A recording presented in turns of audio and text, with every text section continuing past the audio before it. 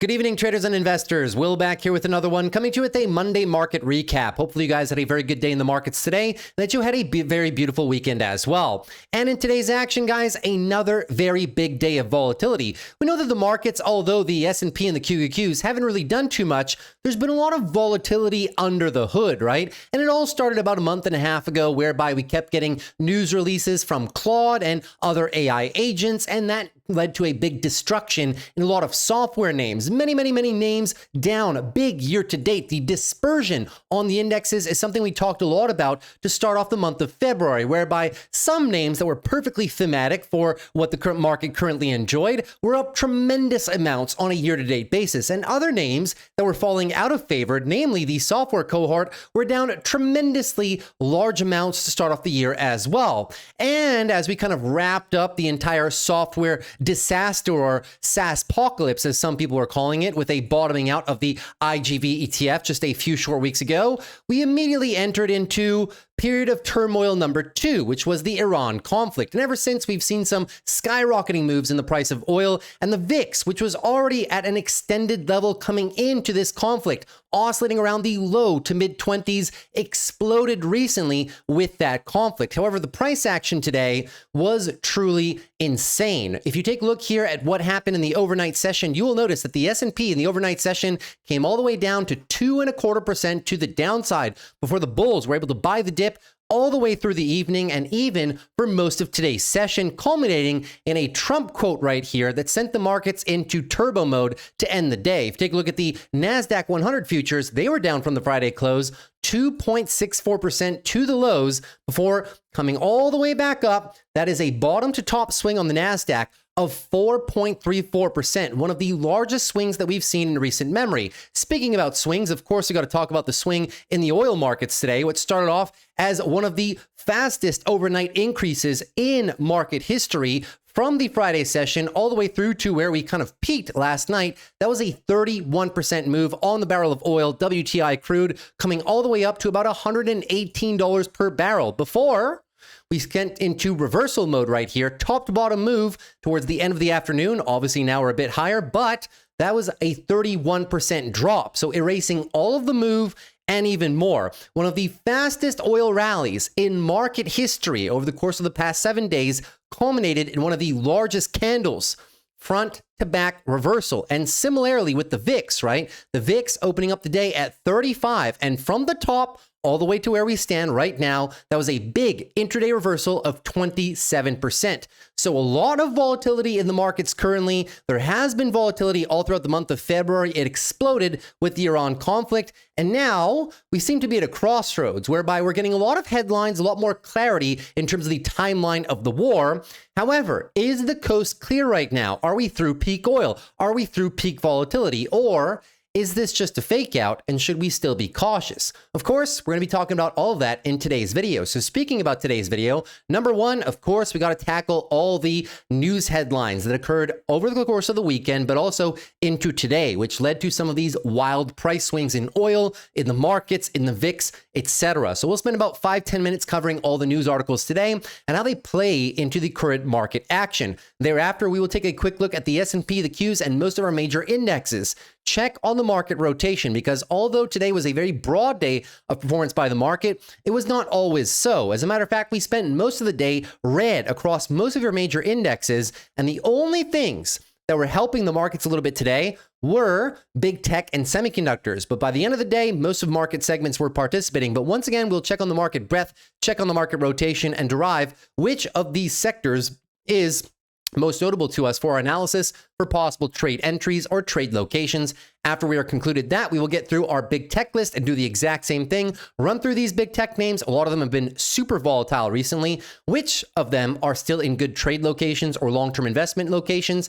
And at the end of the video, of course, we will go through our biggest gainers and losers of the day. You can see HIMS up here, 40%, Bloom Energy, SanDisk, a couple names having very good days, but conversely, several other names kind of left behind in today's price action. So we'll be going over that list and once again talking about the key themes and key trades that you guys should be paying attention to in the current market environment.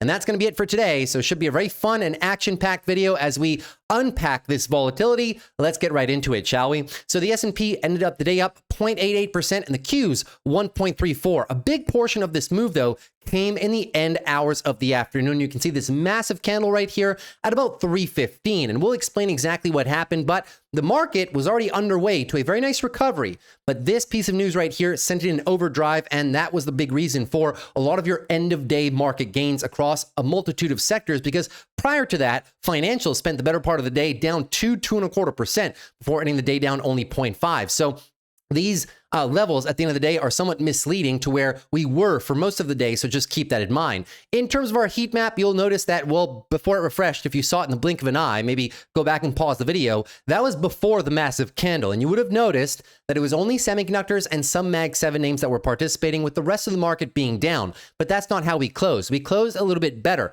Software, not too good of a day today, but semiconductors coming back in a roaring fashion, and also helped by several of our big tech names. As a matter of fact, all the Mag 7 names closed green, some more green than others, Microsoft and Amazon lagging a little bit behind. Financials, a brutal day. They were down 2.25% for most of the day as an ETF. Several names were down more before getting a nice little pump into the end of the day, but financials still a lagging cohort of the market because of the private credit headlines that have come out over the past few weeks. Healthcare did have a very strong close of the day. Eli Lilly leading us up there. Consumer defensives didn't start off too well, guys. We look at XLP, and we'll talk about this one too, right? Didn't start off as a good day. As a matter of fact, we looked like we may complete the retracement down here, but they got bought up before the end of the day, so not too bad there. And in the bottom half of the market, well, some of the defense names, right, that would have been otherwise wildly popular today, or should have been. Some folks should say that they should have been wildly profitable today. The oil plays should have been wildly profitable today, but I will remind you guys, if you're confused as to why the defense names and the oil names have not reacted that much over the past week, you can take a look at XLE. XLE, since the major ramp up in the conflict, hasn't done anything. If you take a look at the defense ETF as well, ITA hasn't done anything over the past 5 days, right? Despite the conflict peaking in terms of volatility headlines. And why is that? Well, we've been talking about this a lot, right? This was not the time to position. People were pre-positioning this, and we talked about the pre-positioning into this, not the Iran conflict, but the overall military budget spending, right? The trade started January. Not now. Now, we will be talking about follow-through on the defense contractors because a lot of money will be spent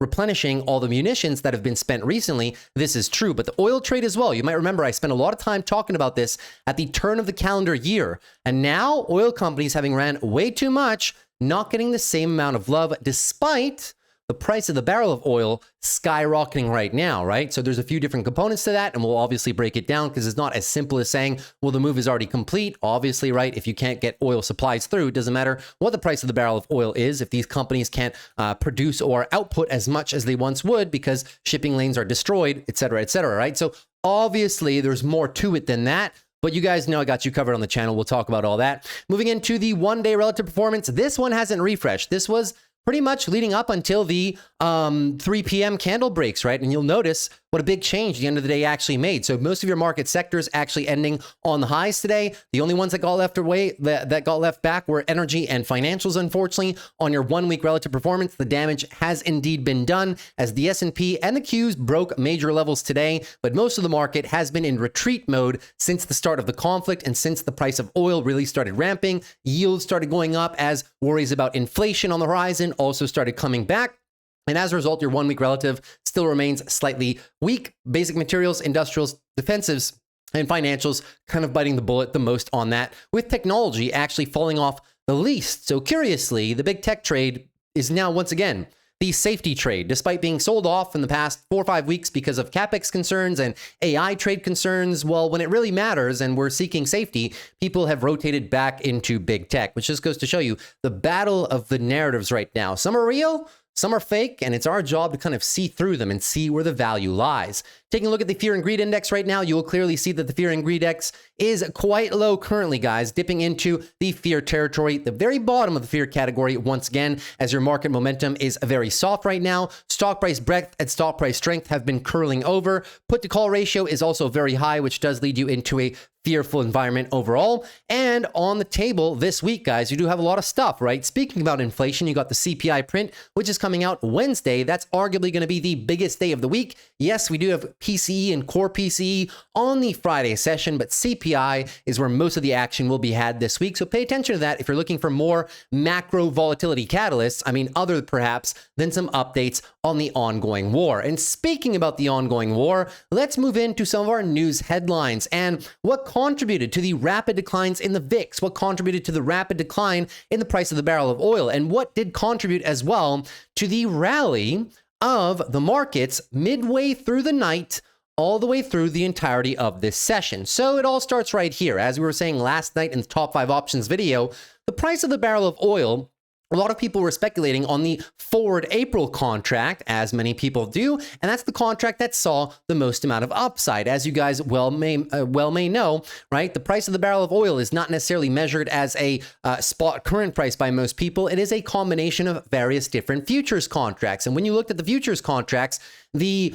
moral of the story here was to determine whether or not they were pricing in the entire futures chain for extended prices for a long time, or whether people were loading the front contracts, the close buy contracts, because they deemed that the risk to the prices of oil would be short-lived. Well, when I showed this last night, the picture was very clear, right? If you go into the 200 days of supply all the way down here through September, October, November, you can see that the price of the barrel of oil, although upticking from earlier on this year, definitely not as high as the close month contract. So even the market, the oils market, pricing in that a lot of the oil volatility would indeed be short-lived. Now, that didn't give us an idea of where exactly the top would be, but it does give you the idea that perhaps people calling for oil to be maintained very high for very long was unfeasible. At least that's not what the market was pricing in. But once again, the conflict is not resolved. We will keep track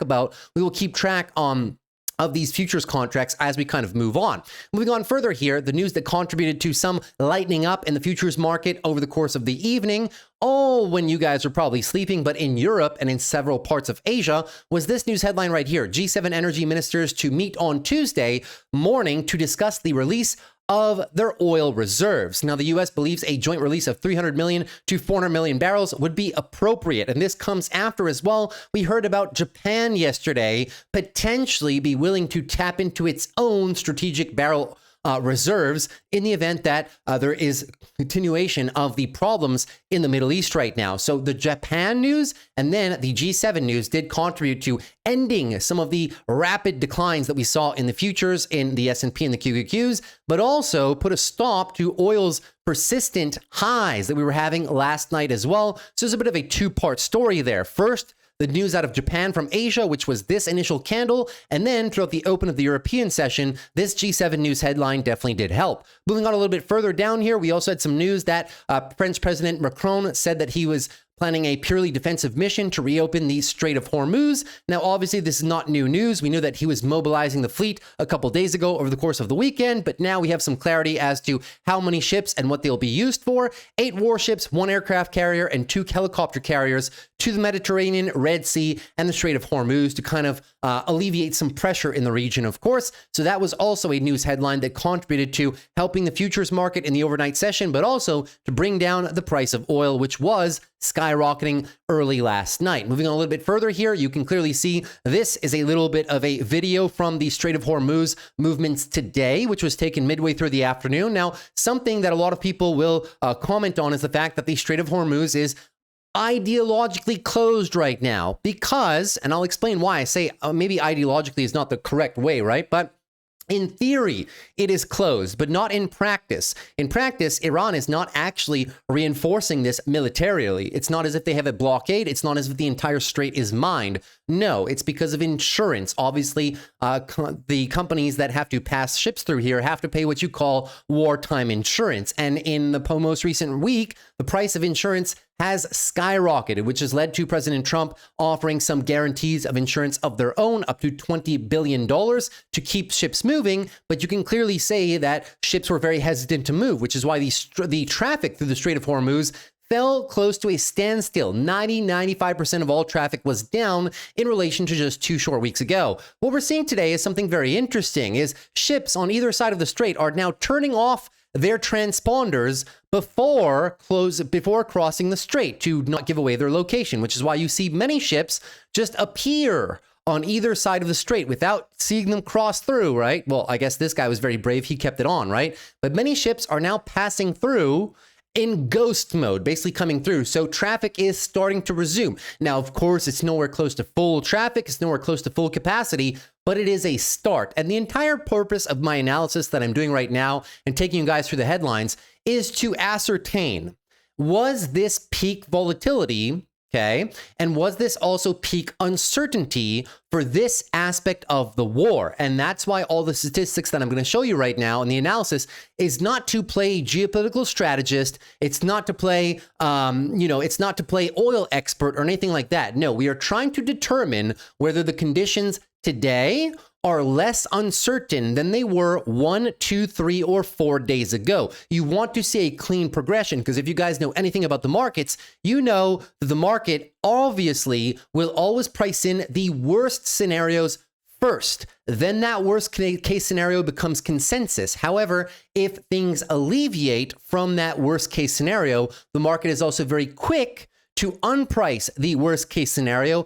and move to a 80% of worst case scenario, 70% of worst case scenario, 50, 40, 30, until things normalize again. So that's what we're trying to do here right now, is we're trying to understand whether or not that was peak volatility and possible peak oil prices, right? And peak uncertainty for the entire conflict as a whole. That is going to provide us a lot more clear runways if we're trying to establish any trades. I'm not sitting here in today's video and saying the conflict is resolved, if this is the peak of everything. No, what we're trying to do here is we're saying, is it as bad as it was 1, 2, 3, 4 days ago, or do we have currently more clarity than we once had, which gives us more visibility for trades and themes that we may want to play throughout this whole volatility ordeal. So please keep that in mind, right? Something else that you got to keep in mind, an interesting statistic here shared by Meet Kevin, shout out to him.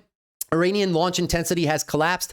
90% decline in drones and missiles. Obviously, munitions are front and center, and with the United States' allegations that they've been taking out many military assets from Iran, such as ballistic missile launch sites, drone launch sites, etc., etc. Well, if that is to be true, then you want to see a significant reduction in the amount of ordnance that Iran can launch at any given time. You'll notice here the first day of the conflict, 29th of February, it was 120 to 150 ballistic missiles and 500 to 600 drones per day. You can see a clean progression here to where we are right now, the 8th and 9th of March. It is now only 0 to 10 ballistic missiles per day. I mean, anything over 1 is still too many, let's be honest here. And the amount of drones is down from 5 to 600 to 30 to 80 per day. So you can see a 90% reduction here.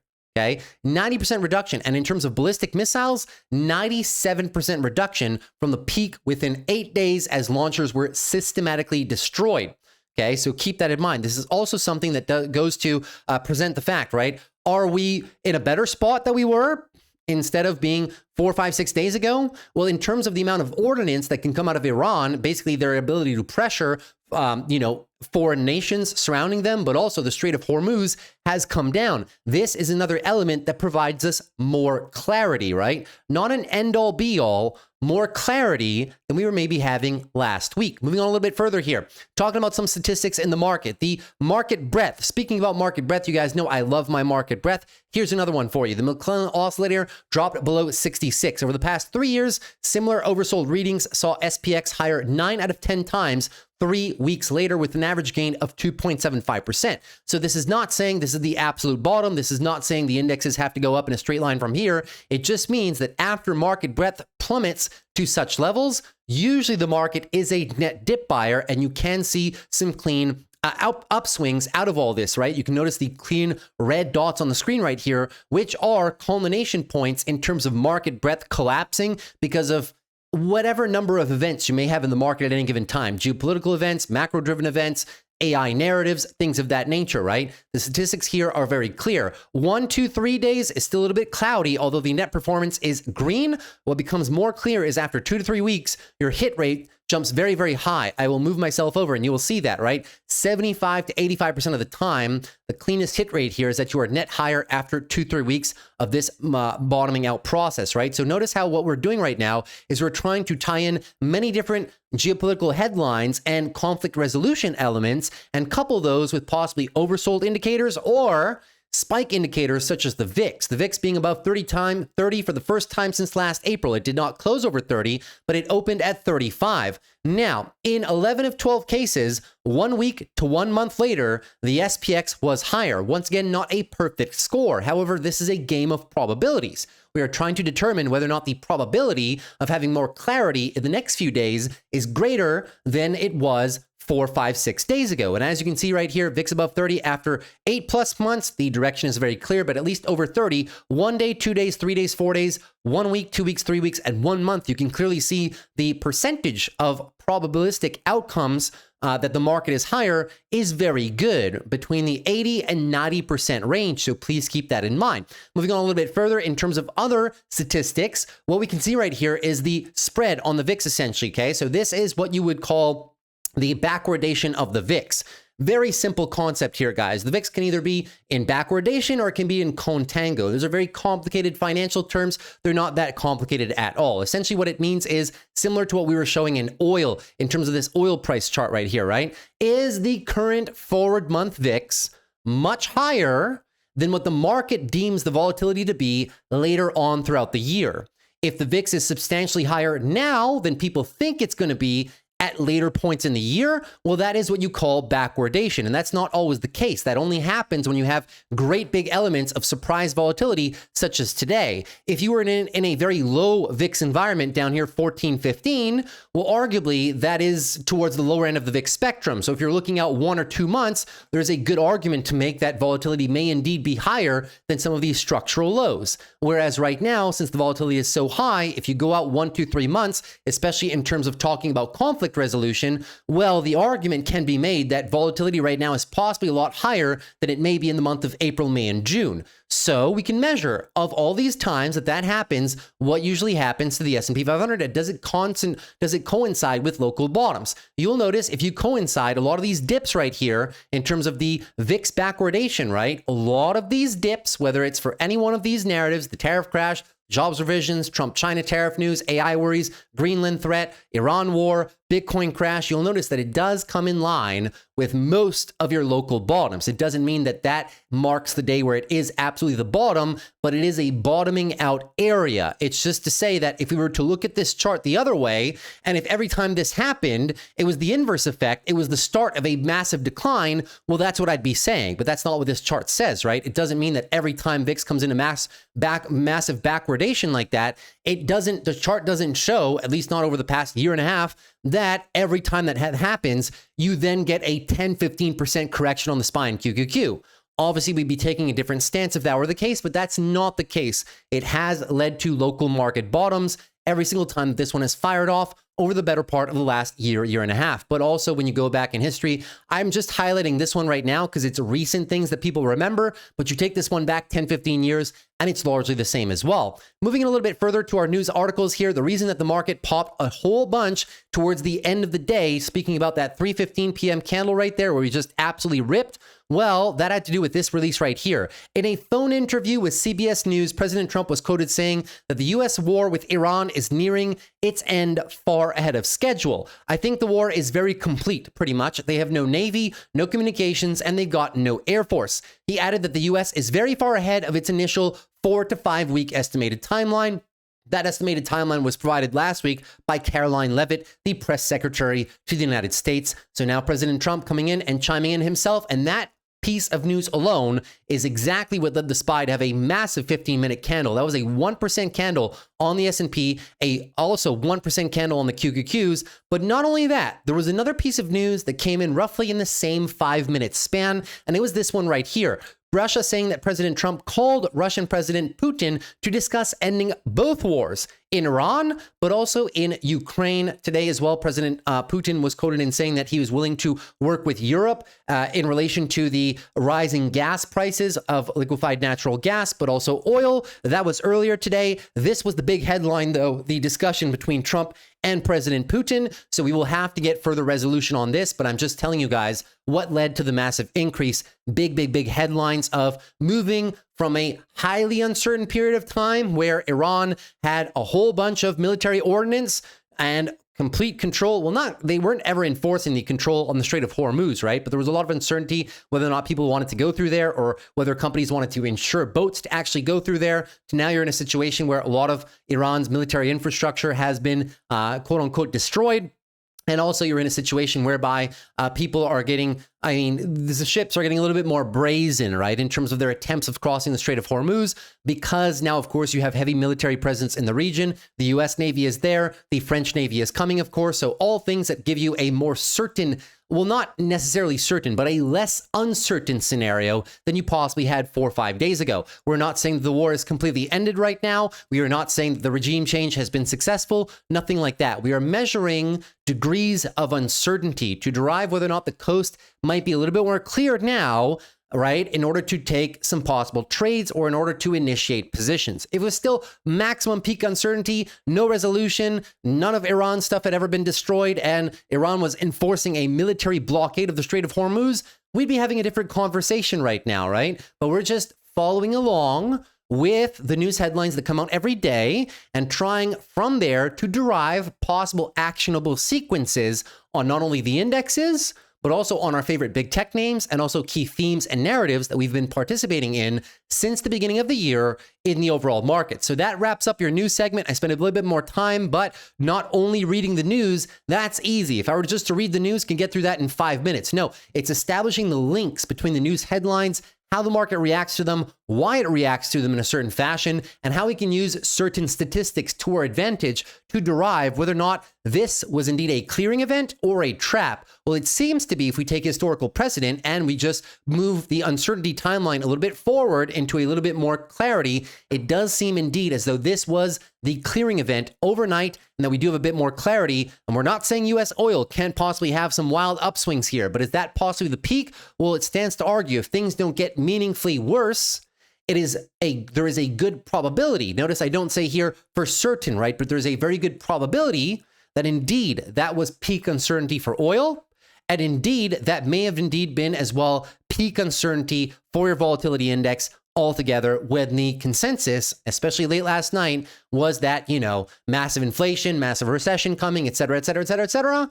Well, you guys know that when the market, especially retail and the media, comes to a common consensus, the information diffusion right now is extremely rapid in this market, guys. It's not like 2017, not like 2015, 2012, 2008. No, information dissemination now is extremely rapid. People are able to make decisions very rapidly as people get the information very rapidly, which is why when you see moves, especially now in the past 2, 3, 4, 5 years, right? They've been in an accelerated time frame. Usually, if you were to put this exact same situation 15, 20 years ago or something like that, it probably would have taken a whole lot longer for people to come to certain consensus and to skyrocket maybe not the VIX, but to skyrocket the price of oil like that. You got a lot of retail participation, a lot of speculation as well. So keep all of that in mind, right? The moves are very rapid and very aggressive in current modern times, but it's our job to kind of decipher whether or not these moves are actionable or whether we should stay away. And I do believe that now we do have some actionable, tradable lows, especially after our engulfing candles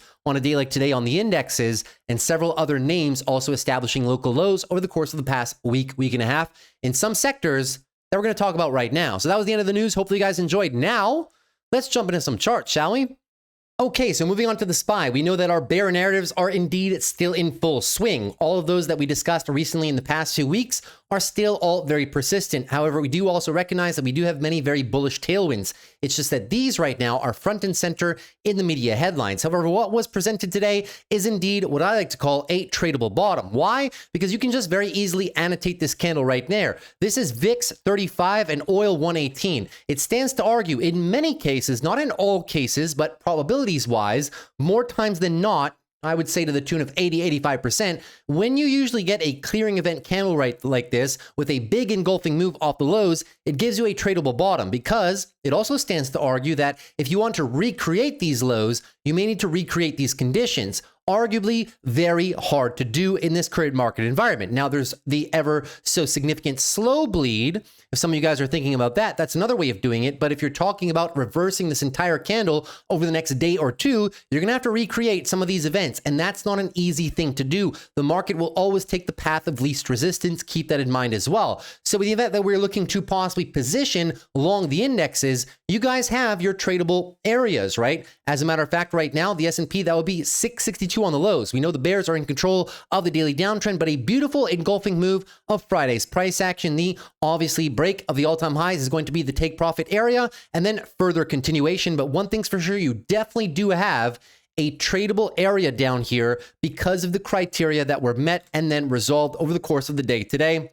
So please keep that in mind. Longer term, in terms of how we are standing right now, you guys know the drill, right? Very easy area that the S&P was looking to backtest. We didn't quite make it to the here to the 12 monthly EMA, which consequently would have also been the 200-day EMA on the S&P. But for those of you that are looking to continuously short the market, that may indeed be your targets. Just keep in mind, guys, right? Big engulfing candle right like this. Nothing wrong if you want to play the short card on the markets right now. The bears still do control the short-term time frames. Just remember, to recreate that fear and recreate that velocity, you're going to need some big headlines to shape markets the other direction, right? In relation to what we just got today. So please be very mindful of that. Clean weekly drop off right here. So we'll need to do a couple things at the same time if you want the bulls to show control again. Reestablish the higher low sequence, higher highs, higher lows, daily uptrend. Tradable bottom right now, and your line in the sand, 662.94. The bulls will be seeking to establish a new higher low, possibly into support down here, 674 down to 667. That's if we just start unwinding this candle immediately. If you go for one more and crack resistance up here, 686, it's going to be a 100% engulfing move. And then the probabilities of changing this to a new daily uptrend increase significantly. So tomorrow's a very big day either way. Moving on to the QQQs right now, same concept. You do have established a tradable bottom right now because of those same conditions that were met today. VIX 35, oil 118. And there may be some people watching this video that might believe, well, this is just phase one. Maybe we'll be due for phase two, VIX 40, or possibly a condition of U.S. oil up to 150 barrels, right? $150 per barrel. And that may indeed be possible. Nothing is impossible. It's a game of probabilities. However, if you are short this market, well, you may as well establish some clean stop losses, such as above this level right here, 617, right? If you're long this market, they've just established you a nice tradable location down there. Below our area of support, 591, and the breach of this candle, that would be coming into the 200-day EMA if that is the direction the bulls want to take. If you are very bullish, you will want to see the bulls complete a clean break above 613, reestablishing the sequence of higher highs and higher low, getting the daily uptrend back, putting the bulls back in control of the daily, and start to make some work on this weekly time frame, and also start reversing some of the monthly consolidation that for a very long period of time we were sideways. But with recent events, talking about the last 4 or 5 days,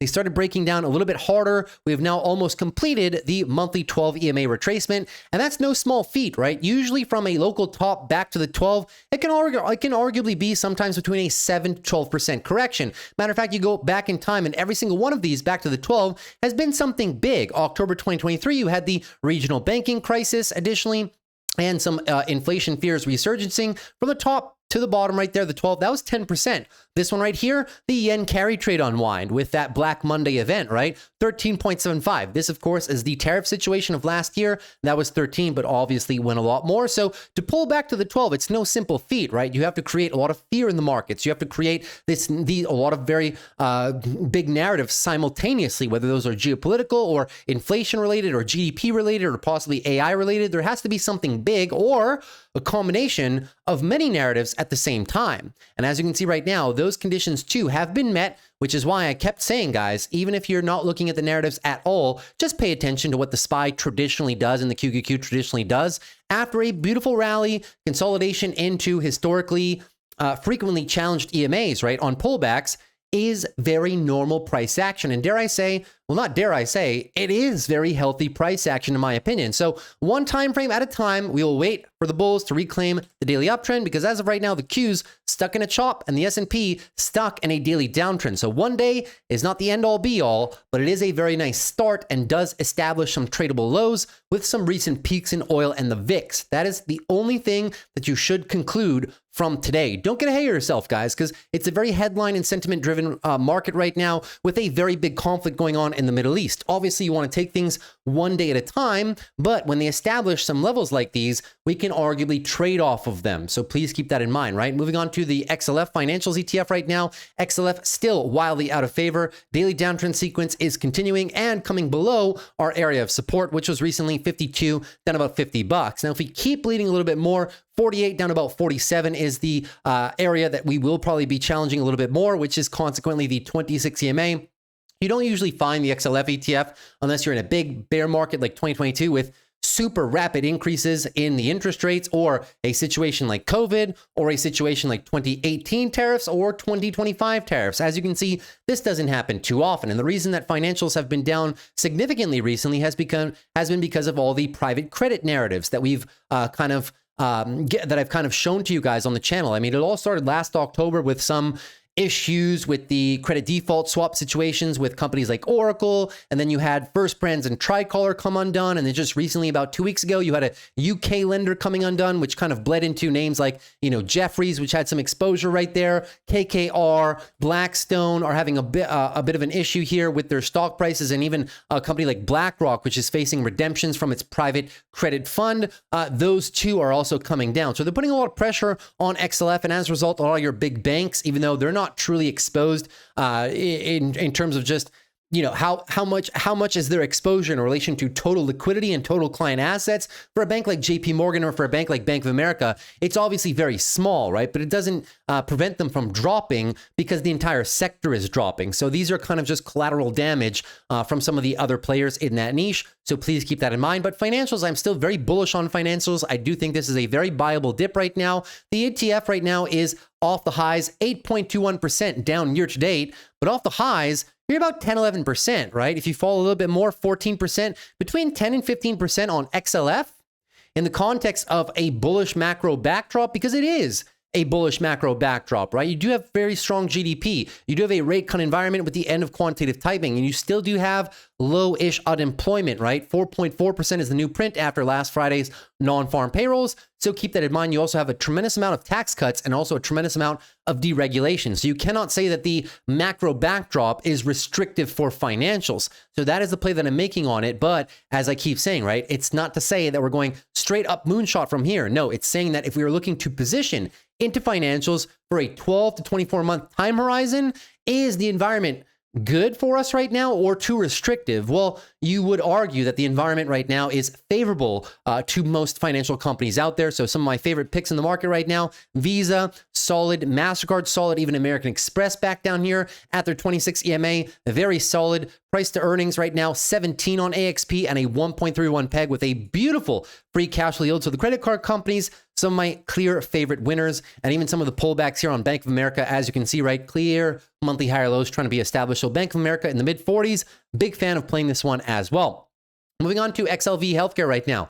Very nice rally by healthcare, falling off a lot because of the war headlines, even though healthcare arguably doesn't have much to do with them, right? They were one of the ETFs that were contributing to holding the SPY up well. They weren't breaking out, but XLV is a large component of the SPY, and as a result, helped keep the SPY very close to its all-time high. But then when everything kind of started breaking to the downside last week, that's when you saw a big slide. XLV was able to hold on to its support lows. 150, roughly up to about 153.5 is the support low. Now the bulls kind of have to keep this range in check. You do not want to see a break of these lows. That would be a daily downtrend, would send you into further weekly consolidation and the end of the infamous monthly downswing that we've possibly been waiting for now for several key months. Now, the bulls were looking good up until the Iran headlines, of course, trying to establish this very nice bull flag and break through the top. Iran headlines completely unwound that move. Now it's up to them to protect this area, guys.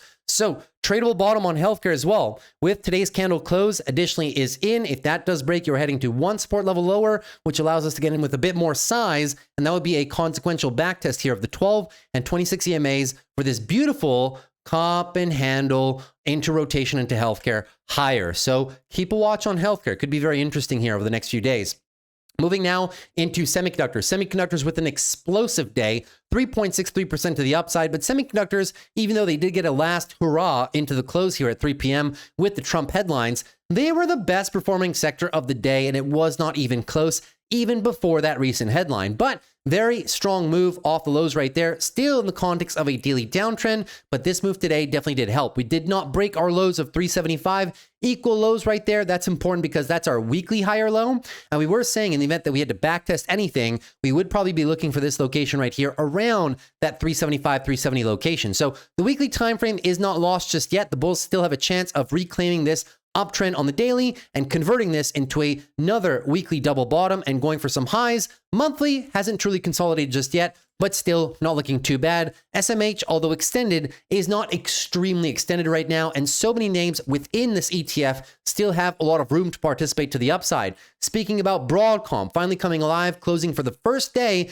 in several months above all the moving averages. Price action looks great. Marvell, after their earnings, again above all the EMAs, establishing some nice price action above them and not willing to fill this gap even into today, right? So Marvell looking very good. I'll remind you, it was one of my favorite picks for semis coming into this year, and we kept talking about it down here, 80 to 75. Positioned well. AMD positioned well, out of support right now, and obviously the market leader here, well, in terms of size, not in terms of year-to-date performance, but the biggest player, NVIDIA, also clean support range right now, accumulation area overall. So there's a lot of semiconductor plays, very solid semiconductor plays that still have a lot of room to lift. So look to those potentially if we're seeking further rotation. Moving on to the IWM Russell. So we know that IWM Russell was in a bit of a bull flag, but then we got the Iran situation, and obviously the Iran situation led to a big risk-off sentiment, which is why the Russell pulled back in a substantial fashion over the last 5 trading sessions. Now, that being said,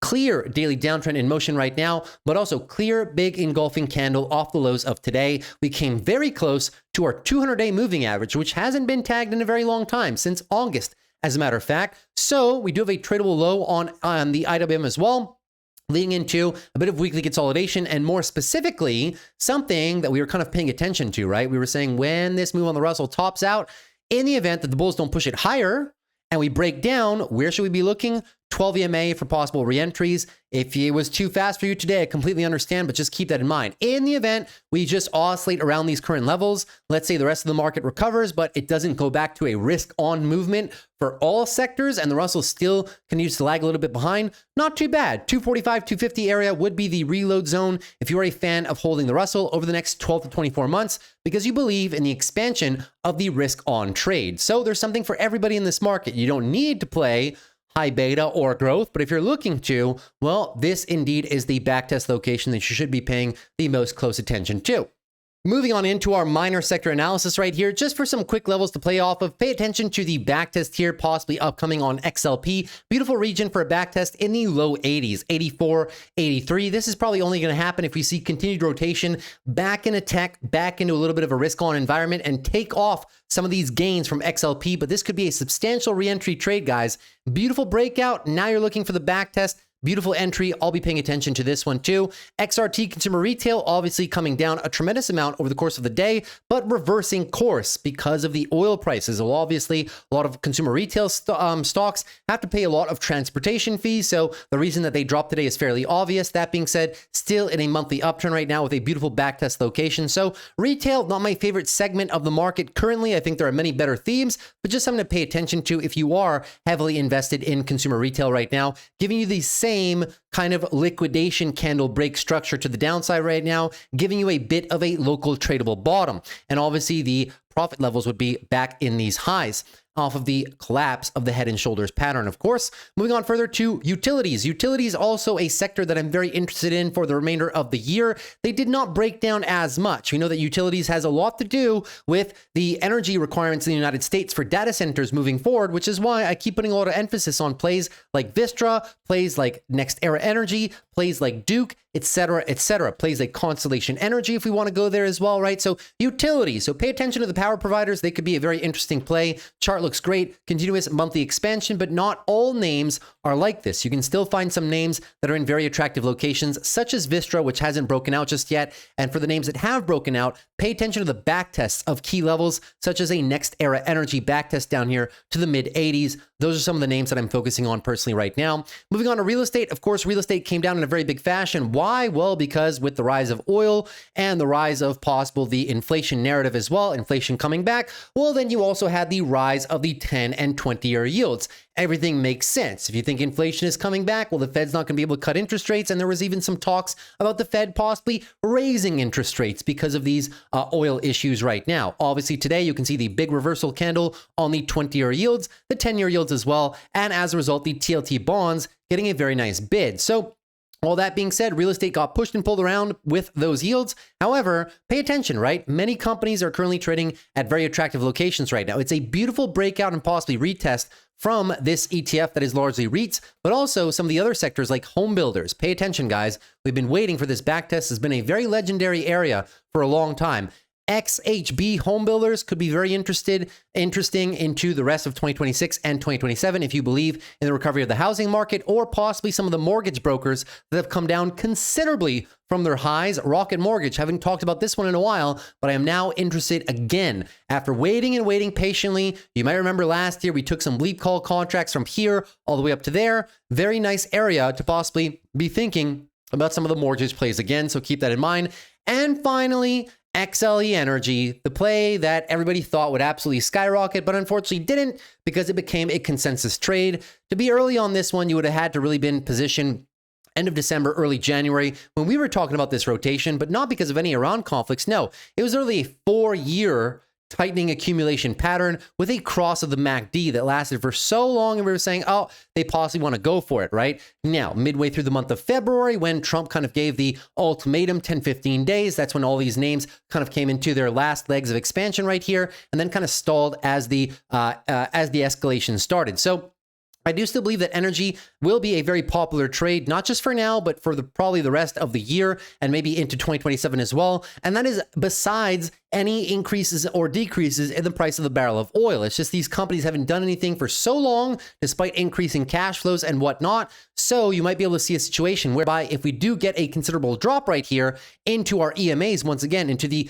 50s, you could be looking at a nice situation where you're just looking for a nice monthly higher low, possibly allowing you to position in a little bit more easy fashion if you do like these companies for the dividends or for the energy requirements of the future because of data centers, a lot of midstream pipelines in XLE, of course, which are directly tied into the data centers, right? So keep that in mind. There's many different ways to play XLE, and some of them don't even include speculating on the price of the barrel of oil at all. So keep that in mind. That's why you've seen, right, clear dislocation right here between XLE and US oil. I mean, if they sometimes go hand in hand, but not all the time, right? You can see here that they started off going kind of in tandem, right? But you can see some clear areas here where there is a disconnect between XLE, what the oil companies are doing, what the barrel of oil is doing. Here, they started rallying in tandem a little bit, then XLE ran far ahead of oil, and then oil with the conflict kind of played a little bit catch up. So take from that what you will. It's just to say that correlation a lot of times is not absolutely perfect in every scenario.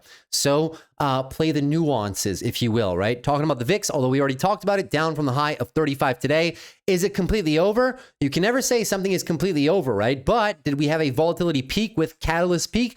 Very potentially, right? The probabilities are very high that we may indeed have just set a little bit of a conflict cycle top in terms of uncertainty and volatility with the headlines that we got over the course of the weekend, tying into today before we got some positive headlines to unwind a lot of this volatility. Now, a very simple thing that I was saying yesterday in the top 5 options video, guys, is rather than speculating how high the VIX is going to go, how far is it going to last, the easiest way to take advantage of a high VIX is selling premium, either selling covered calls on some positions that you've done very well on so far. If they are trades and you want to exit those trades, covered calls are paying huge premiums. But conversely, if you're looking to get into positions at very low prices, selling put options well below the market would have been a very good proposition. In the Discord this morning, we did a lot of that, and I'll just give you guys a concrete example. Yesterday, we talked about AMD being able to sell the 160 puts for 0.5% for this week. You can get more, obviously, if you took a longer time duration, but to save time, and just to give one example, there are many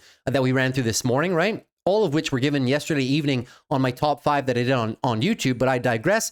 Look at the price of the 160 contract at the market open. It was between 80 to 90 cents. That's 0.5% for 160 strikes on AMD by Friday. Meaning, when the market opened very early today, and AMD was down here at 189, you could sell a put option from 189, okay? The stock would have had to close below 160 by Friday for you to get a sign. That would have been a 16% decline intra-week. Possible? Yes.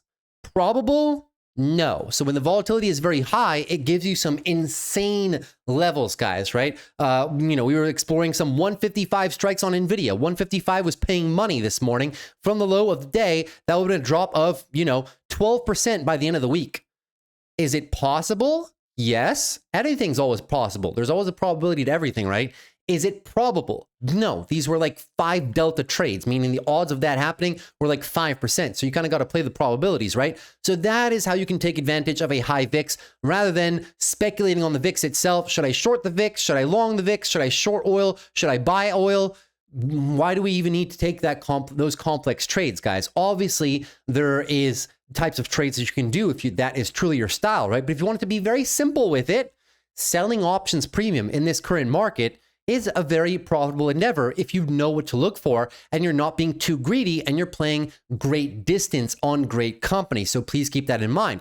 Moving on to gold and silver right now. Gold starting off the day in a very negative fashion, but protecting the support range right now. 5,075 all the way down to about 4,870 is going to be the bulk of your price action support range. The bulls are defending this one fairly well. They're trying to establish new higher lows and go for the new daily uptrend, as now we've currently lost a little bit of steam, lower highs, equal lows. We will see line in the sand level for the short-term bulls right now is 5,000. Break 5,000. Unfortunately, daily downtrend is started, and a little bit of a week of consolidation could be expected, bringing you maybe into the consolidation lows of the 12 EMA, which gold is kind of rode now for the longest time, right? So that should really be your first indicator if you're looking for a more meaningful pullback. If not, the bulls just retain control. We're looking for some expansion. Where exactly? Well, obviously back to the all-time highs, looking to just continue on with this weekly move a little bit higher. So please keep that in mind for gold. And now moving on to silver. Silver trailing a little bit behind. It's consolidated a little bit more than gold, but same principle, right? If you get the lower high into lower low, and by lower low, I mean crack 78.29, daily downtrend, and then unfortunately silver once again is into further weekly consolidation. It's good. They haven't really closed a weekly candle below this 12 EMA, kind of like gold, right? So they're upholding the pattern fairly well, but gold, in my opinion, is the leader in this trade, and all price action on silver should be derived by the price action of gold because it is clearly following gold's moves, although in a more accentuated fashion because it has a higher beta, of course, right? But it's kind of like Bitcoin and Ethereum, right? To where Ethereum is not going to move higher if Bitcoin doesn't move higher. The same can be said about gold and silver right now. Silver is not just going to miraculously pop to the all-time highs when gold doesn't do it first, right? So gold leads and then silver follows. Pay attention to the moves on gold first. Moving on to Bitcoin right now. Bitcoin, not too bad. As I've kind of annotated on my chart, you are kind of looking for the daily bulls to continue in this daily uptrend fashion. Obviously, to persist, they need to break 74,000 to the upside. Coming down a little bit over the weekend, but definitely a nice show of action from the bulls today. Still no meaningful changes, though, because we know the weekly bears are in control of this chart. So need to continue this daily uptrend first and get me above here, get me clear of this big support range, and we can say, all right, we're starting something that can possibly look like an eventual weekly trend change. But for now, still trapped at the lows right now. Trades, very questionable. Long-term positions can be established, but you need to have a long-term thesis on crypto. And the same can be said about Ethereum, right? No changes in price action, a whole big mess down here. Arguably, some people would say that this may once again be a bear flag as the bull is not able to get any lift whatsoever off this big swing down. In the event that you do move a little bit lower, guys, support stays put 1750 down to 13. what you're looking for is the bulls to continue into this resistance range with daily uptrend continuation and start taking back some of this weekly move. You got to give me like a 50% bounce at least on this weekly move to tell me that the bulls are in any meaningful control of trying to establish, you know, a cycle low after this 6 months of sell-off. If not, it's just not going to happen, right? They got to reverse the time frames one at a time. Give me a nice daily uptrend continuation. Thereafter, continue that daily uptrend into a sizable 50% bounce on the weekly, and then we can talk about Ethereum's ability to start mounting the levels for a longer duration trend. As of right now, a little bit still too choppy, and the price action remains very unclear on the medium-term timeframes. That's it for our overall market rundown. Hopefully you enjoyed. Now, let's spend about 10 minutes talking about big tech. All right, so moving into big tech. So Apple not doing too bad right now. As a matter of fact, trying to find some form of a local low. Obviously, the bulls have lost the daily uptrend right now, which just means we're into an extended phase of weekly consolidation. But the biggest level of them all is right down here, 256, down about 245. I'm not opposed to playing some short puts on Apple down here. I think it's a beautiful monthly higher low in the process of being established. We've covered this many times on the channel. Although the valuation of Apple is slightly extended up here for any long-term investment purposes, I do believe there is a tradable area just seeking the monthly higher lows. Beautiful extended monthly cup and handle formation as well. And Apple should be having a very good year with their product releases. And of course, pay attention to the release of the new updated Siri with partnership with Gemini, right? So can kind of thank Google for that one, but product releases for Apple have been doing very well, and the growth for this year should be a lot better than last year. So keep that in mind. Apple is still favored, although maybe just for trading purposes, not so much for long-term portfolio purposes at these valuations, right? But still looking pretty good. Moving on to AMD right now. AMD trying to establish their own local bottom right now. Need to get a break of 202.74. That would reestablish the daily uptrend, establish some clean support lows, although the bulls have been trying to do that for the past few days, right? 190 down to 178 is the very big level. Of course, there's the perpetual gap fill down here of the entire OpenAI headline, but you can clearly see the bigger area of price action, at least in the short term, is right about there. So AMD not looking too bad, although it has been consolidating for a long time and the bulls are trying to get back to short-term trends. The monthly still in extended consolidation mode into the 12 EMA. The valuation of AMD around the 200 mark, we covered it yesterday evening, very fair in my opinion. A 0.82 peg and a 6.64 forward price to sales. The thesis of AMD is still very much intact, right?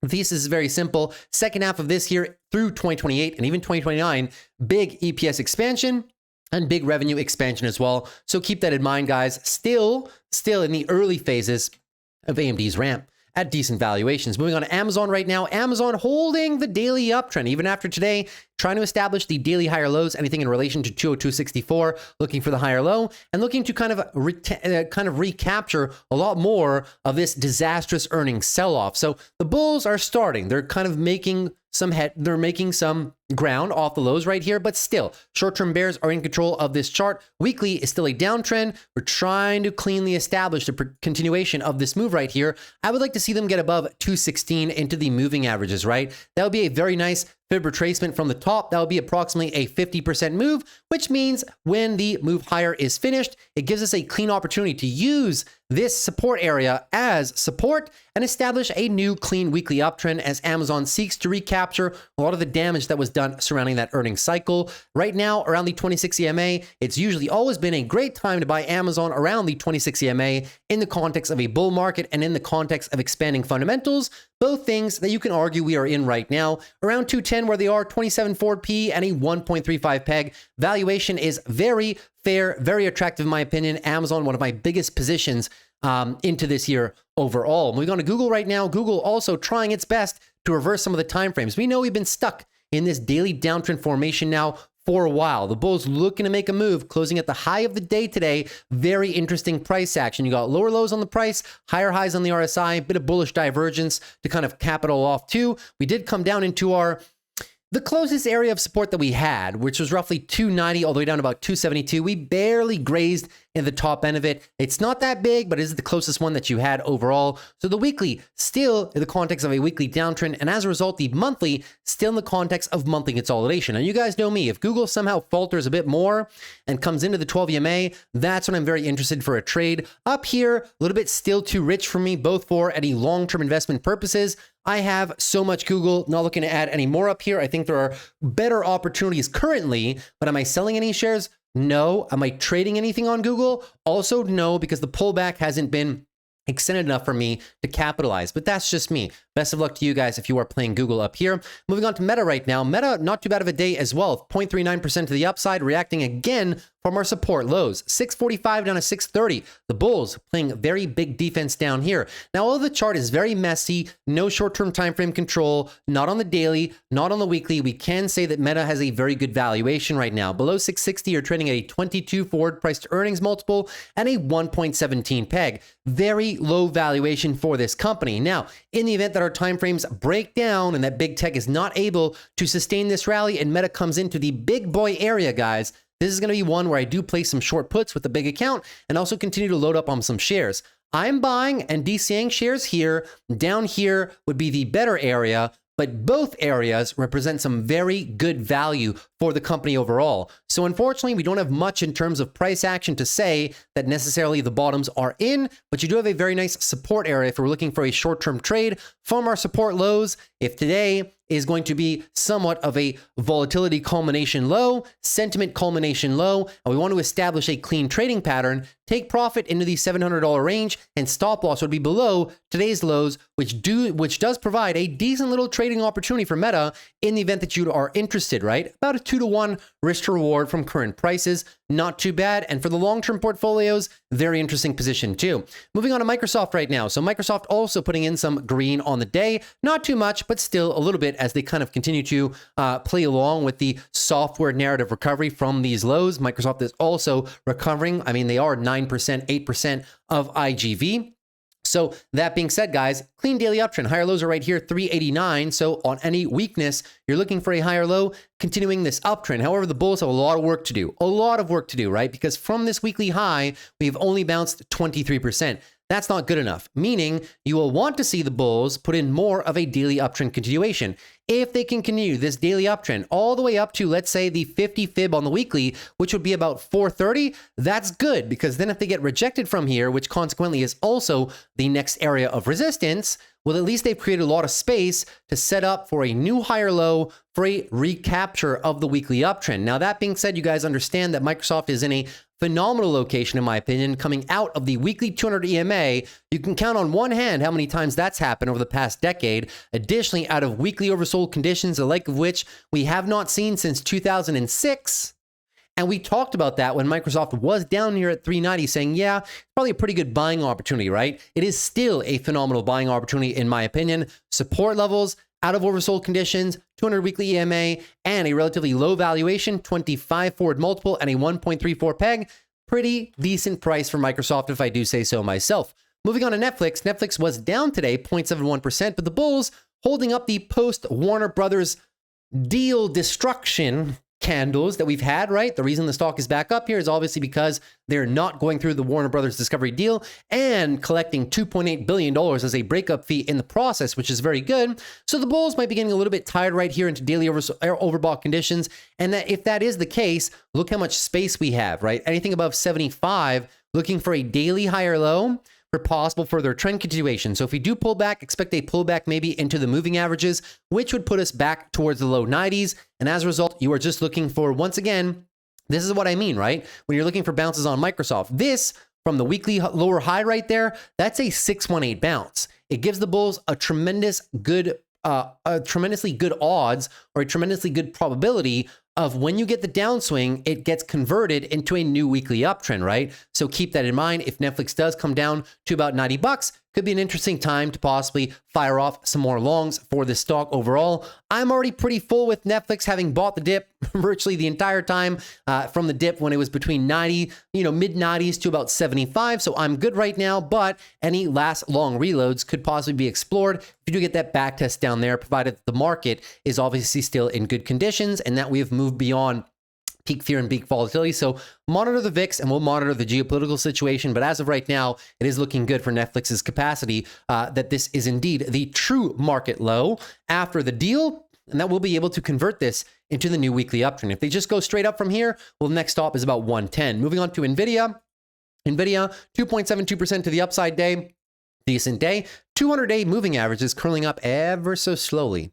with NVIDIA, right? So this stock, after being so far from the 200, has gone nowhere, and the 200 just caught up, all while NVIDIA has printed better and better and better earnings. So that's why you can say that the bias definitely is long on NVIDIA. Their earnings were phenomenal. They said that basically they have visibility for the next 2 years in terms of how much capacity big tech will need and how much NVIDIA cards or NVIDIA chips and CPUs with Vera Rubin will be needed as well. So NVIDIA right now in a tremendous position, still one of my favorite names for some expansion beyond the $200 mark in 2026 at about 175 where we were today, trading at a forward 21 price to earnings and a 0.92 peg. Those are very compelling valuations for the biggest company in the market right now. Essentially what I'm saying is NVIDIA on paper is indeed cheap right now. And because of this bullish price action structure and the fact the monthly has been consolidating sideways with improving fundamentals, bull flag territory for it right now, looking for some possible expansion. So we'll see what we get with NVIDIA, but it's not looking too bad. If we stay within this range, still time to accumulate, still time to be selling some put options below the current market conditions. Moving on to Tesla right now. Tesla, with a little bit of its own bounce off the lows, started off the day at 380, but the bulls did not give back 380. It's a very big location because if you lose that, there's really nothing much until 360 to about 344. So the bulls looking good, however, not making much in terms of progression, in terms of price action. Still a daily downtrend. You will need to see a break and close above 407 tomorrow, likely, for a recapture of the daily uptrend. That will be big because we haven't recaptured the daily uptrend in a very long time, guys.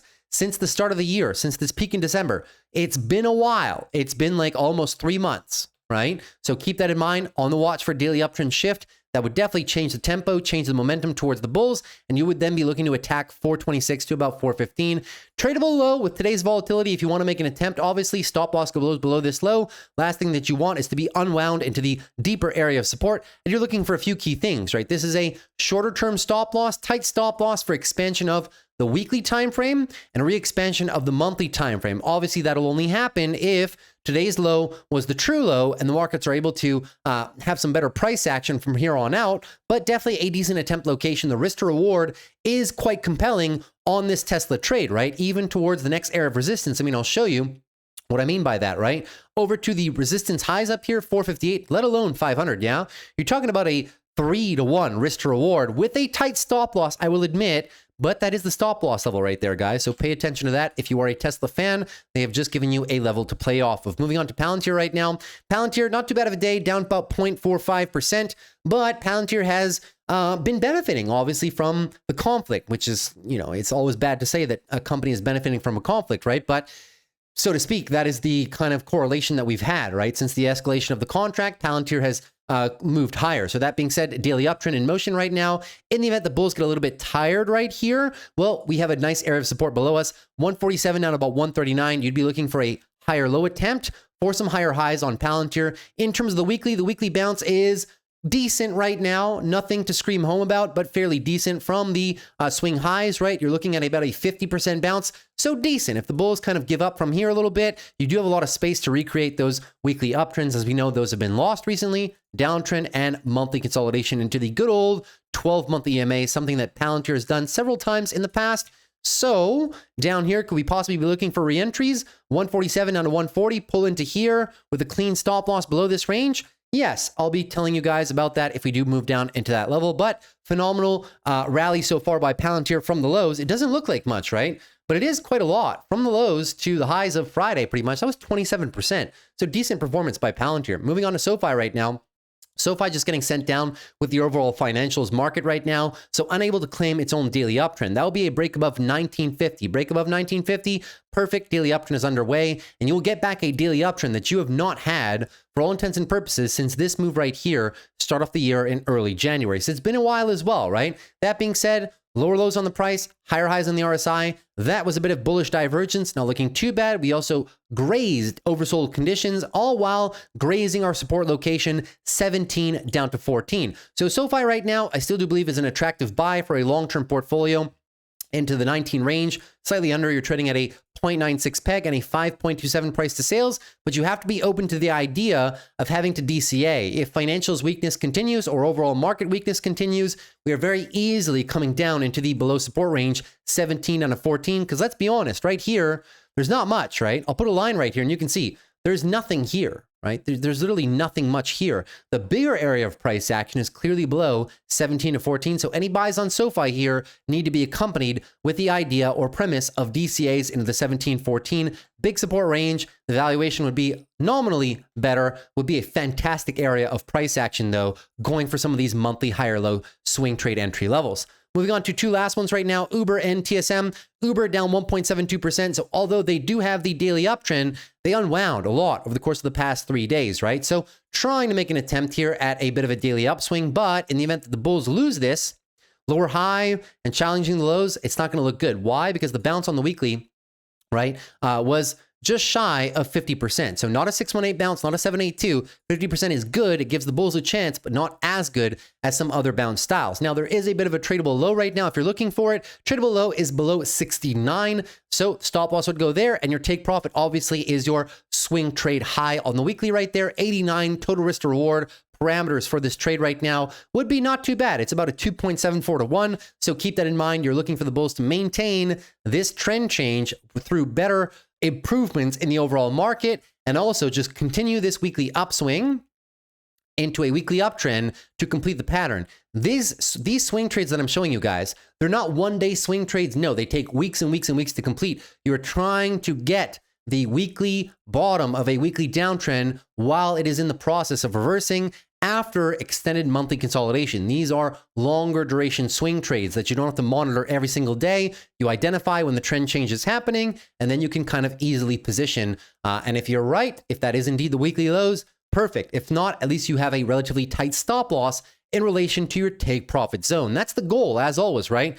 Better reward than the risk that you're outlaying for the trade. Moving on lastly to TSM. TSM with a very nice 3% day. We know that they did lose the pattern here, lost daily uptrend structure into consolidation, and at the same time into weekly consolidation mode 2. Now losing the weekly uptrend though, that would be a loss of 321, trying to come down into the weekly 12 EMA. We were talking about that up here, right? If we do come down from the swing highs, swing lows, possibly look for some better price action around the 12 EMA. That's exactly what's happening right now. Now, not that meaningful of a pullback for me. You guys know that I like playing off the monthly levels.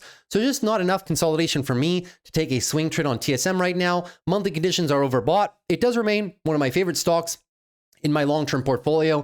I'm holding every single share. If you're looking to add up here at 340, 350, just know that it's not expensive, but it's also not cheap, right? It's good. 26.40 forward price to earnings and a 1.37 peg at a 9 forward price to sales. But we can't really say it's cheap. We can say it's cheap enough that further upside can be found, but not asymmetric returns, trading like under a 1 peg or something like that, right? No. So I would be more interested in TSM if we somehow make our way 10% lower down here into the lower 300s. I'm not too sure if that's going to happen. If it does, perfect. I'll be set up for a swing trade. If it doesn't, no problem at all. There are many other companies that do fill my criteria for swing trades right now. However, if you want to take advantage of today's lows, very easy trade premise, right? Or framing the trade. 321 is your weekly higher lows. If you're just looking for a continuation here, trend continuation style trade with a volatility low that is possibly printed before you get the daily uptrend back. If you're looking to be an aggressive bull here, well, the stop loss will go down below there, and the take profit is all the way up there, 390, arguably $400 break. The risk to reward is not too bad. Stop loss below this low right here, right? And then the take profit possibly 400 psychological. Not quite a 2 to 1, but not bad, all things considered. So that is the end of today's video. So hopefully with today's video, I've shown you how we can kind of derive swing trade levels to make an attempt at today's lows being the lows of the uncertainty cycle surrounding the Iran conflict. It doesn't mean they're going to be the absolute true lows. It means that several statistics and several things happen today that give us a path or a runway to make some of these swing trades as attempts while still having great risk to reward ratios for some of these trades, right? So it is a very nice start. But by no means is this video meant to be conclusive evidence that the true bottom is absolutely in. No, it's just now we have good statistical probabilities and good risk to reward ratios to play off of some of the levels that were established early on in today's market session. So please keep that in mind. That's everything for the entire video rundown or the entire list rundown, indexes, rotation, all that good stuff. So keep that in mind. Now let's dive into some fun stuff, right? The biggest gainers and losers of the day.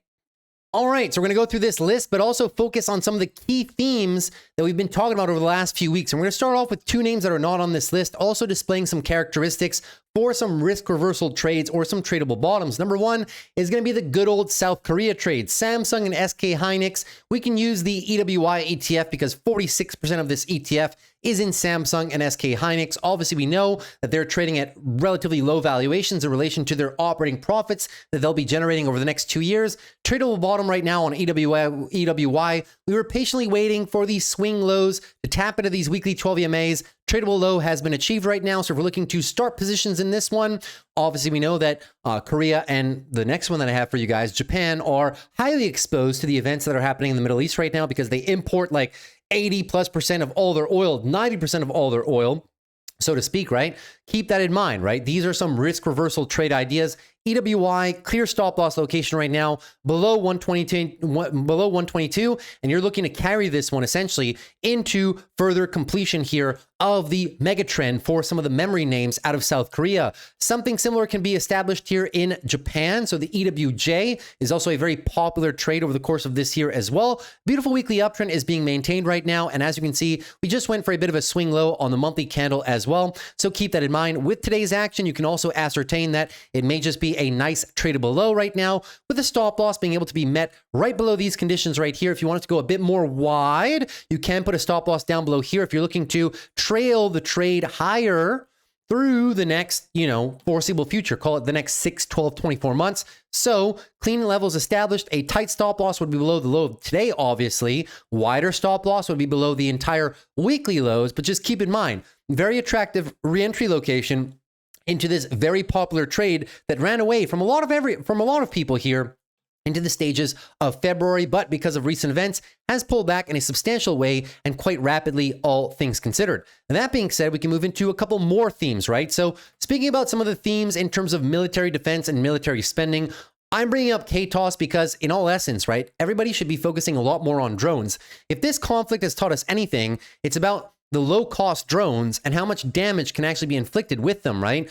All of these drones right there don't cost a lot of money to manufacture versus the ordnance that's used to take down the drones. A lot of the interceptor missiles that Israel and the US uses, well, obviously depending on which ones, right, can cost up to several $1 million, whereas every one of these drones costs a fraction of that at about $20,000 to $30,000 out of Iran. So the US has been very vocal recently that they do want to make a larger push into the drone sector. There is a startup in Arizona that is trying to replicate the Shahad drones from Iran. And you also have some military personnel from Ukraine bringing their expertise into the Middle East battlegrounds over the course of the weekend, implementing some of their own anti-drone devices, right? That they've been kind of perfecting over the course of the past 2, 3, 4 years at this point with the Russia conflict overall, right? So pay attention to military and drones. It's going to be very big, right? What we've seen so far during this conflict, a lot of emphasis on naval warfare. So pay attention to names like Huntington Ingalls. Also pay attention to names like Kraken, which is a supplier to the US Navy and also in partnership with Anduril as well. Pay attention. This is a small cap name that I'm giving you guys. You guys know I've been very vocal on the channel. We've been in from slightly under $4, but still this company is only a $2 billion company with a lot of very big partnerships. They do propulsion devices for submarines, but also other things as well, or just the shipbuilders, all things considered, right? Huntington Ingalls, pay attention. Naval plays, right? They're going to be very popular, in my opinion, not only now, but through the rest of the year. That military spending from the big, beautiful bill, $1.5 trillion over the next 12, 24 months is going to be huge for the entire military complex trade. No need to buy extended versions of Lockheed Martin or RTX or whatnot. You can do that very simply through the defense ETF. If you truly want that type of exposure and go for everything, you can play this little pullback here on ITA, defense, aerospace and defense ETF overall. Not a bad pick if you're just unsure of what name to pick. This name should continue to do very well, although it is slightly extended right now, and you can thank some of your large names such as RTX, such as Northrop Grumman, which is also printing the highs, such as your LMTs of the world, right? So keep that in mind. However, some names that are down, specific to drones, AVAV, substantial pullback, very interesting support level. I have added a little bit more to my AVAV play. This is not a one-day trade, a one-week trade. No, this is a trade for the next 12 to 24 months for this key theme. KTOS, pay attention to this price action as well. Not looking too bad. Has been under the EMAs for a while, except for this little pop right there. They're trying to turn around the price action, bouncing out of support right now, low 80s. I'm a big fan of KTOS adding to the position, right? This company right now trading around $17 billion. Very interesting, completing a good portion of a monthly pullback right now. Just something to pay attention to.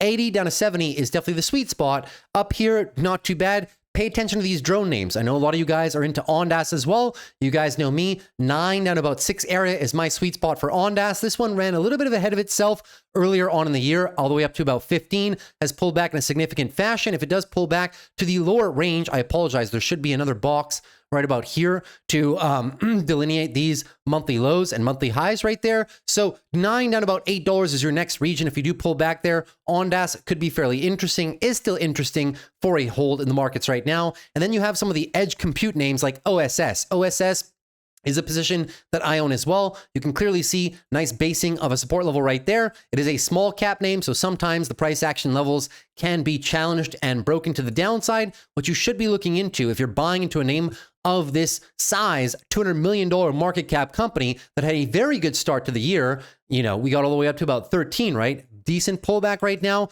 You're looking to the future. This is edge compute, direct battlefield implications. This technology was tested in Venezuela, basically on-device compute, right? Using small little AI servers on the battlefield for real-time updates, real-time information, recon missions, things of that nature, right? So direct implementations, look into this one as well. I'm just kind of running you guys through some of the key names and key things that we should be looking for within the entire military theme. So keep that in mind. Military defense spending will be on the upswing. You will have to replenish a whole bunch of munitions, which does help out legacy big companies such as Lockheed Martin, RTX, and other things of that nature. But we can also look into drones and naval warfare capacities, right, which are going to be front and center for the next 12 to 24 months. So please keep that in mind. Another key theme that you guys should be paying attention to constantly, obviously, is the one of energy. But forget about the oil plays, right? No, data center energy. The ones that we should be focusing on right now are possibly solar and battery energy storage. So names in the battery energy storage cohort that have come down so far, your market leader, ENS, has pulled back significantly from the all-time highs, but also names like FLNC, which have pulled back significantly from their all-time highs. If the one thing holds true is the energy requirements from the United States for data centers is going absolutely nowhere. This is the future bottleneck, right? Although these plays were popular earlier, they're still very popular despite having somewhat depressed prices. Same thing can be said about my favorite solar play in the market right now, which is TE Energy. Very popular name to be on the watch for in terms of both solar and battery energy storage. If you wanted to go for the midstream pipelines, we've talked about that a lot. You guys know that I have a position in Enbridge that we built upon this structure low down here to start off the year. Enbridge and the midstream pipelines, this one, Energy Transfer. Pay attention to them. They have direct implications to the data centers. Same can be said about names like Bloom Energy. We kept talking about Bloom Energy the past few weeks. Back testing into this 150, 130 location. Beautiful area. If you're interested in Bloom Energy, start nibbling on a position or establishing some swing trade positions with some stop loss lows below that 125 breakdown. Decent area to be looking at B Energy. And this one is a very nice pair with GE Vernova, right? Whenever you're seeing GE Vernova pull back to its own weekly 12 EMA, very interesting. That is the whole fuel cell conversion into gas turbines, of course, natural gas into the Bloom Energy system, into the GEV turbines. Everything plays perfectly together, full circle in terms of this narrative ecosystem. We brought up a few utilities plays earlier. Vistra and Next Era Energy are arguably my favorite ones that I'm looking into because they have a broad offering of different forms of energy. But additionally, right, don't forget some of the names that are, theme specific, such as uranium, right? Uranium had a very good day today. This is the uranium ETF, whether you want to use this one or NUKZ, right? Some people are going to ask me, what about CCJ? What about Constellation? What about other smaller energy plays such as LEU or UEC, right? All those are good. Obviously, we don't have time to talk about all of them, right? They're good in their own respects. UEC and LEU, special shout out to them if we're looking for energy fuels for nuclear. But if you just wanted to play the entire industry, guys, uranium, very popular. Then we got to talk about the copper bottleneck as well. Copper, COPX, these are copper producers. It's come down significantly. You can tell by the futures market as well. Copper has come down, but still oscillating, right? So if we're looking to play the copper producers for the inevitable copper shortage that will be had over the next 2, 3, 4, 5 years, So we're looking a lot into the future right now. Although this move has been substantial, there's possibly another leg of copper coming in the next few years because there's no new production in copper, guys. We went over this a lot in January overall, right? It takes a lot of time for a copper mine, and also the copper they're pulling out of the ground right now in terms of the amount of copper found per cubic meter is not what it was back in the 1960s and 70s, right? You got to mine a whole lot more of it to get the same output and the same quality at the current moment. So you got double-end shortages on all fronts, and that will only be accentuated despite of people's continuous focus right now, pivoting away from copper and some copper connectivity plays in the data centers, such as ANET has been favored recently, ALAB, copper-centric play, Credo, copper-centric play. You notice ALAB and Credo have been nothing but down recently, despite having a very strong 2025. Well, that's because a lot of the money's been pouring into photonics, optics, right? Using fiber optic cables and light to transmit energy and electricity, as opposed to using copper, which is the former favorite play in terms of conductivity, right? That being said, AAOI, if you believe their guidance to be true, $4 billion exit rate by the end of 2027 or 2028, if I'm not mistaken. Let me just check because there's just so many companies here. I wish I could remember each one. Yeah, the exit rate here is for 2028, my mistake, right? So if that exit rate is to be true, this one is significantly undervalued. The only thing, because whenever we look at these companies, they've ran a lot. If you look at their forward guidance in relation to their market cap, it's only an $8 billion company. You could say that this one has another 2, maybe even 3x left in the pipeline for this one. The only drawback, and you need to understand this if you're positioned in these plays, is if any large-scale company makes an advancement in the overall technology, specifically Broadcom. Whenever we look at these companies, you should always be doing, if not yourself, run it through AI and ask it for a SWOT analysis, strength, weaknesses, opportunities, and threats. The threat to some of these plays right now, the photonics, optoelectronics, optics, however you want to call this niche, is that the technology, the modular technology changes, right? These are essentially plugins, okay, for existing systems. Broadcom right now is working on the next generation of technology that completely disregards the need for the transmitters that Applied Electronics is doing. So pay attention to that, right? It looks very good, but that's a very big threat that Broadcom has been working on. Now, you might argue that these can coexist at the same time before Broadcom's new technology completely replaces what AAOI has to do, meaning AAOI can still run a substantial amount more before the market realizes that Broadcom can basically, replace them out of the entire game, right? But we still need to be cognizant of all of these things. It's a complex topic, so you kind of need to know the ins and the outs. That's been very strong. Light has been very strong as well. Marvell, which is a big player in this niche as well, has been very strong. This is arguably one of my favorite plays in that entire narrative. Coherent, beautiful chart right now for some follow through. Beautiful, absolutely gorgeous chart right now. We can clearly play some of the weekly higher lows with the stop loss level and go for further expansion. Fabrinet, beautiful chart as well. Same concept. There are some tradable lows that we can play for further expansion and continuation of these trades overall. So photonics, if you don't know about it, look into it, guys. Very hot narrative in the markets right now. So that is what we like to call the second order of AI, right? Semiconductor connectivity. We spent a lot of time talking about these trades to start off the year. The second layer of AI, right? Where are the different components moving and where can we find little bottlenecks here within those various narratives? Obviously, another narrative, a very popular one, is going to be critical minerals. Pay attention to critical minerals. MP is your market leader right now, but I do like to focus my attention on some of the military ones, such as UAMY. Chart looks very good, but there's also more than that, right? There's LPTH. I'm in LPTH myself. Very solid. Germanium play, right? We can also talk about AMPX, which is just batteries essentially for drones. I should have included this one in the military plays, but AMPX, I do have a position, small cap company as well. Started my position at 10, but arguably even right now at about $2 billion, 2.31 is still relatively cheap for where this company can go in the future. So watch this one. If you guys are already in this one, great. Moving back to the critical minerals plays, I have USAR from here just because we completely unwound the entire Trump deal. And I think this one can perform well in the future. Critical minerals, people have forgot about it, but it's still going to be widely in vogue for the next few years, right? Talking about supply demand issues, talking about future bottleneck issues, talking about the replenishment of many military weapons that have just been used while China controls a great majority of critical mineral supply, especially those more in tune with military applications. So pay attention to these themes and these narratives, right? I'll keep bringing them up as long as there's still some opportunities, rather than me just going through the list right here.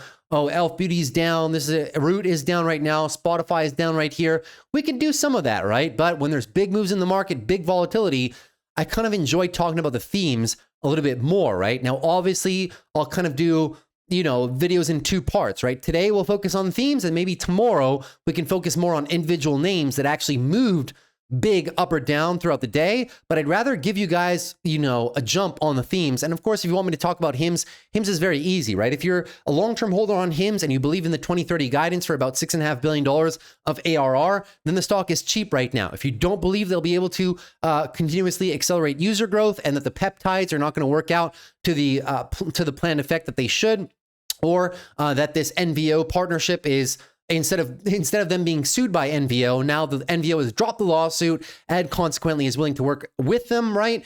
If you believe there's still an opportunity here, right, then the stock is cheap.